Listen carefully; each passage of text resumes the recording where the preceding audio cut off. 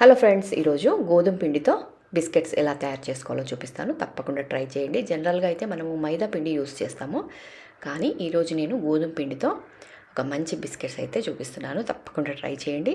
ఈ వీడియో మన ఛానల్లో అప్లోడ్ అయిందండి, చూడండి. లేదంటే కింద లింక్ ఉంది, జస్ట్ ఆ లింక్ ప్రెస్ చేస్తే మీకు డీటెయిల్డ్ వీడియో వస్తుంది. స్కిప్ చేయకుండా చూడండి. సో తప్పకుండా ట్రై చేసి టేస్ట్ ఎలా ఉంది అనేది కూడా కామెంట్లో షేర్ చేసుకోండి. అలాగే ఈ వీడియో నచ్చితే ఒక చిన్న లైక్ మాత్రం తప్పకుండా ఇవ్వండి. అలాగే ఛానల్ని సబ్స్క్రైబ్ చేసి పెట్టుకోండి. ఇలాంటి మంచి మంచి రెసిపీస్ రెగ్యులర్గా వస్తుంటాయి కాబట్టి తప్పకుండా సబ్స్క్రైబ్ చేసి పెట్టుకుంటే ఈ మంచి రెసిపీస్ చూసి మీరు కూడా చేసుకోవచ్చు. సో ఈ బిస్కెట్స్ మనకి నెల వరకు ఉంటాయండి దాదాపు.